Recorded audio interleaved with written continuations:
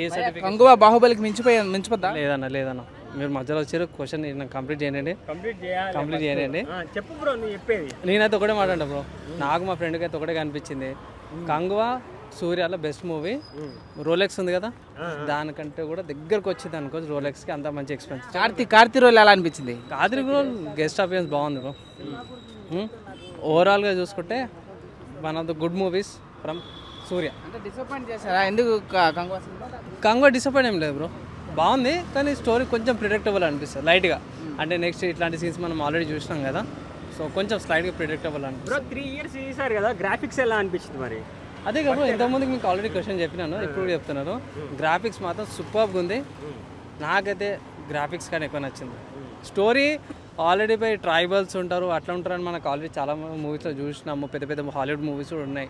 Plus తంగలం కూడా మనం చూసినాం, ట్రైబల్ లాంటి సిచ్యువేషన్ అలాంటివే. సూర్య కూడా ఇంకా ఫాస్ట్కి వెళ్ళిపోయాడు. ఆ డైరెక్ట్ అడిగి మనుషులది అక్కడ అన్నట్టు. అంటే ఈ కంగువా సినిమా ఇంగ్లీష్లో వచ్చిన అపోకలిప్టోకి కాపీ అంటున్నారు, ఎంతవరకు కరెక్ట్ భయ్య? అపోకలిప్టా కాదు బ్రో, అది వేరు ఇది వేరు.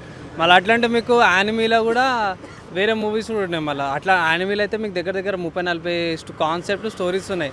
అట్లా అంటే అంతే కదా బ్రో, దేంటి దానికే ఓవరాల్గా చూసుకుంటే బాగుంది. మేము ఎంజాయ్ ఫ్యామిలీతో ఎంజాయ్ చేస్తాం. కానీ అక్కడక్కడ కొంచెం బ్లడ్ గోరీ సీన్స్ కనిపిస్తాయి కాబట్టి పిల్లలకి కొంచెం అంటే భయంకరంగా ఆ తలకాయల పుర్రెలు ఉంటాయి కదా, వాళ్ళు కొంచెం భయపడే అవకాశం ఉంది.